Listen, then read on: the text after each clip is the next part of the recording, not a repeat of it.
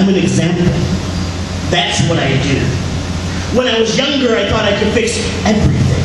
I flew to one nation and literally destroyed all their guns. The nearby army invaded, thinking them easy targets, so I destroyed their guns.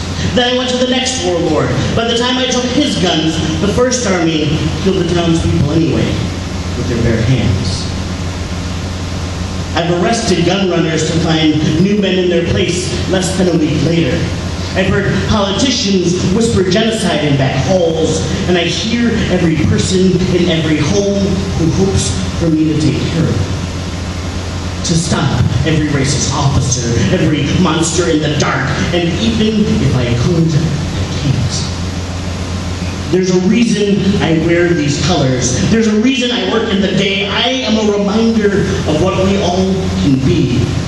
I am the light we shine into the darkness. I deal with the loud problems, the one that can kill us all.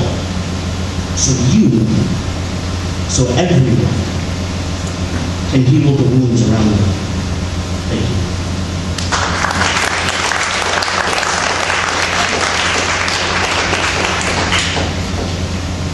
A concise list of things I learned the hard way. 1. Don't play a gay chicken with a gay man who's attracted to you. 2. Don't play straight chicken with your best friend's girlfriend. 3. No matter how cool you are as friends, don't go to a wedding with someone you honestly considered marrying. 4. No one understands you completely. No one. 5. Do not piss off a Latina without having either A, the mother of all apologies, or B, someplace to move to where no one knows your name. 6. None of you are completely alone. 7. What women say they want and what they actually want are seldom related. 8. Waiting for someone to address their issue with you is the equivalent of waiting for a nearby house fire to reach your house before trying to put it out. 9. A good idea is just a dream diary unless you're willing to put in the work to make it real. And 10. Nothing ever ends. It just becomes a part of whatever's next. Thank you.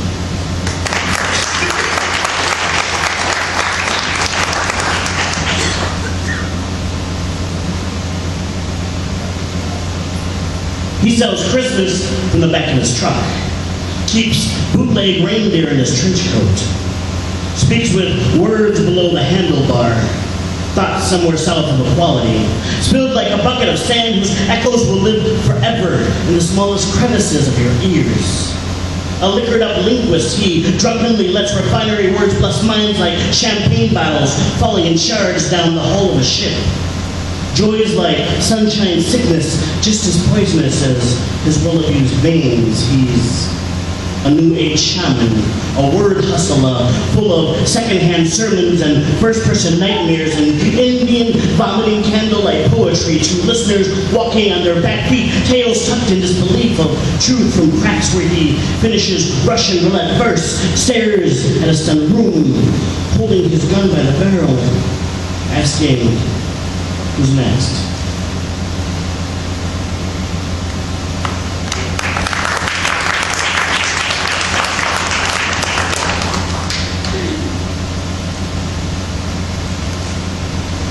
This one's for my friend Mary. Protest signs never scared her. Never hid the attentions of hands and faces, never hid the places she'd seen them before. Overripened scowls always had pasts, grimaced behind wives and pastors as young women wept to hospital beds. Mary couldn't help but search the crowds, find Johns who knew their money was being spent there, standing next to unknowing wives crying, poor. Too loud to hear whispers of familiarity, intimate details of the pillars besides them. Mary didn't need to hear tales remembered, the stain of blood, the tears spent, figuring out which was worse, life or death. Thank you.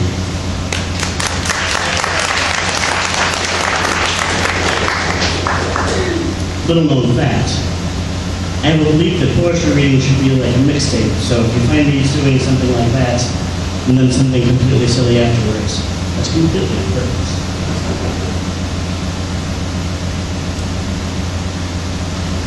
Firearm philosophy. Shotguns don't get high.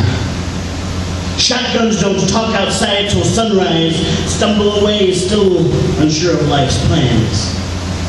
Shotguns don't quiet their minds with pills, desperate for 5 solid hours of sleep. Shotguns live for the kill, the smell of sulfur. Shotguns don't ask, don't fight for peace. They assume that there is none, and they dare you to move them right.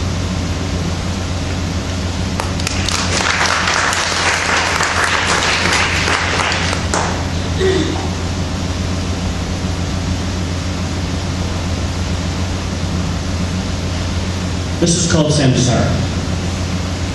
Before she pumped her fists, she broke things, explored every inch of home as her mother dutifully picked up the pieces.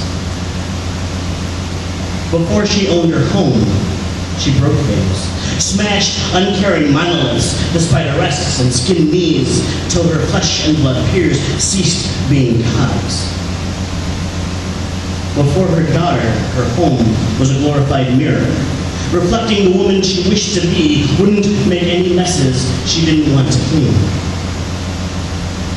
Before her daughter could walk, she learned to change diapers, kiss boo-boos, create a home safe to explore, watch messes being made, before dutifully picking up the pieces. Before her daughter settled down, she waited up at night. She posted bail. She watched her little girl's skin knees train to break monoliths. As she watched messes made, dutifully waiting to pick up the pieces. Thank you.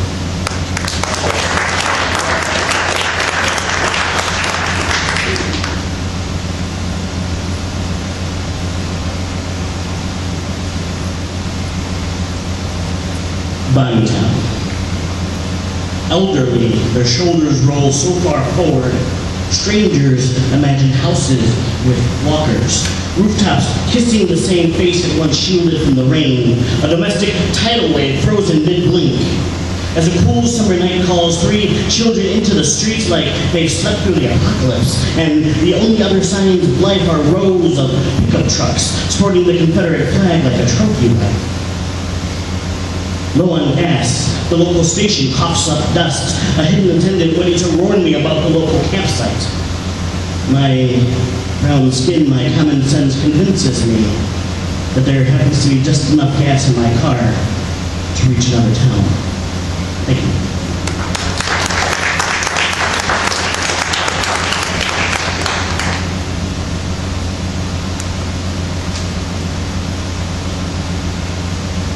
This is a chapbook called This Frankenstein Union.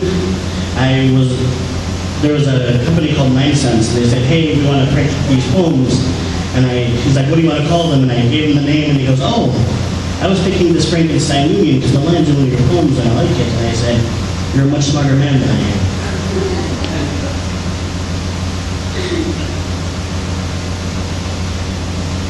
Hands that have bled for, or because of me, whispered, I don't trust her. I grew angry, declared her the love of my life, responded, you don't have to. And time untimely proved him right. Every pessimist is right if you wait long enough. We danced in the water as strangers complained or smiled. Made love like we were trying to break the handcuffs around our wrists. Made love despite neither of us believing it was possible. And if you weigh the facts, the fights, the trust broken, all of my friends were right. But I was too.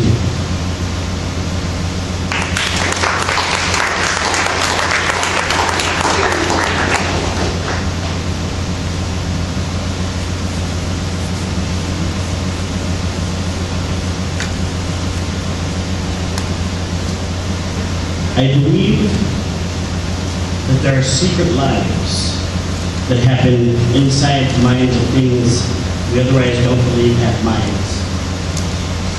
This is the secret life of oxygen. Oxygen is an enabler. Oxygen gave your nephew a lighter for his 12th birthday. Laughed so hard he changed his pants the night after home for the healthy fire. Oxygen can't help but peel any paint his fingers touch. Thinks that every car looks better in flaking metallic orange.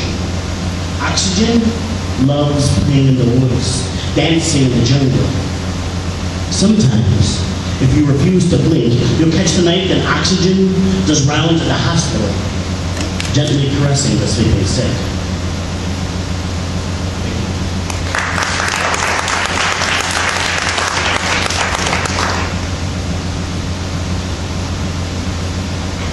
The secret life of angels. Halos only hover when you think about it. They tend to rest on heads like glowing hats otherwise. Their break room is a forgotten pocket of hell, lost over a card table before dead Norsemen demanded their women in need. Angels sing like sunsets, like ice-cold water makes love to a parched tongue on their brighter days, but eternity still feels like a gift. Heaven has safe back alleys, places where angels talk of sins they'll never commit, throw dice and fill the air with the stench of cheap cigarettes.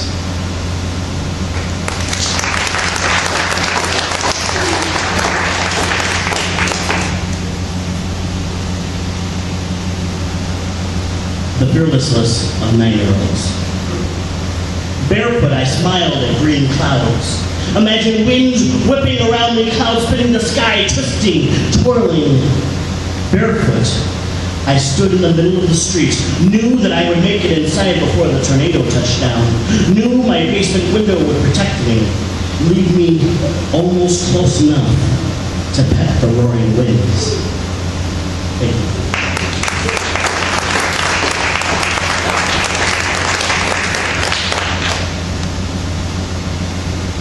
This is the moment I look at the host, who is keeping track of time better than I am, because he's the host. Oh, there you go. He's listening to your poetry. In that case,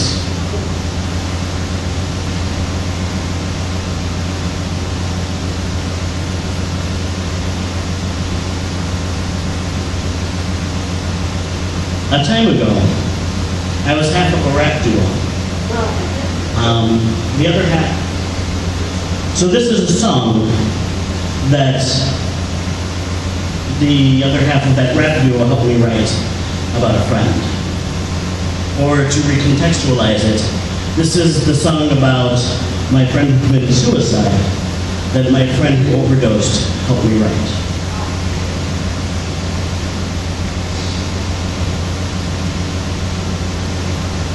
She asked me how you did it, so I pictured all the ways. All the days you knew and never told a soul. Whole truth in the basement with discarded kindly eyes. Never one for cries you made a crooked world straight. How to create new visions in everyone you met and haven't yet come to ground.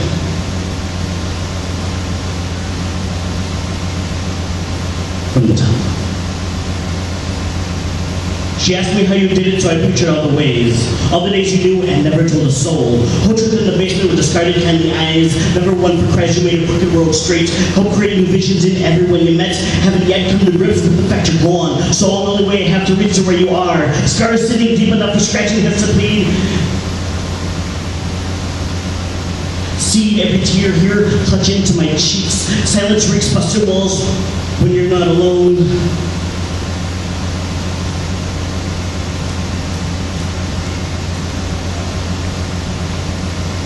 Send it home from the traces where you are. The rest will come later.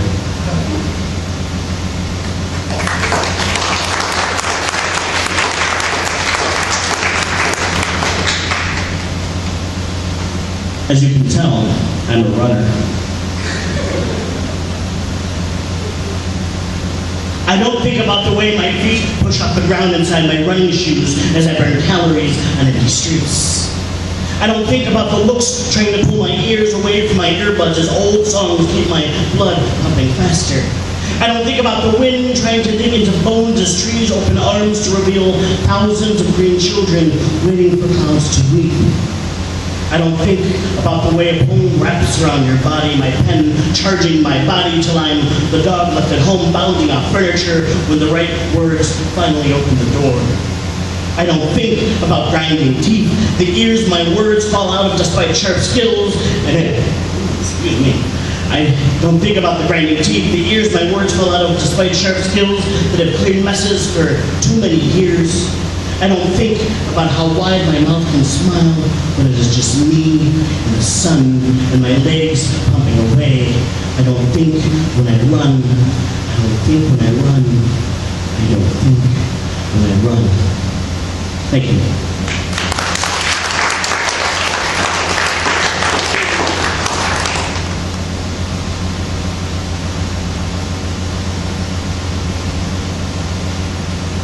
A poem about where I grew up. A block away, 38 calibers of bullets tore through an 8-year-old's chest. Body seizing in the air, exploding heart, the sudden pop of a balloon, staining grass behind her were an overturned bicycle, drenched with homes who still hold on to the illusions of suburbia.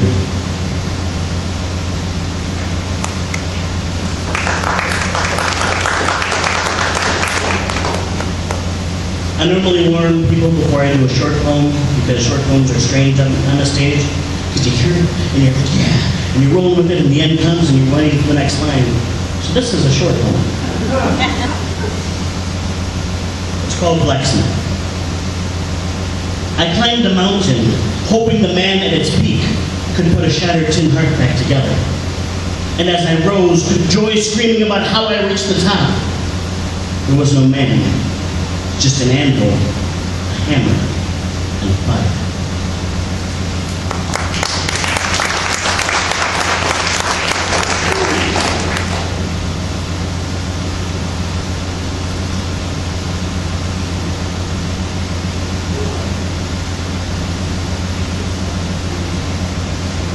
One of the things I've learned on stage is that I have an absolutely awful memory.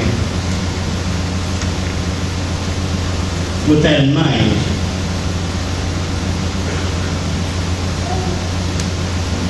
I'm going to read a poem. Musical numbers. Lovebirds join construction crews on the one, swing feathers to the rumble of gas engines. Jackhammer cymbals trying, nodding heads together as commuters step in sync. Every car, the wind rushing behind solo atop the beat, and every lip curl smiles till fluid. One woman launches into dance, till the random scowls of those who won't let go chain her feet, shackle my cowardly about to clap hands, shatter the connection, surrounding us all with noise.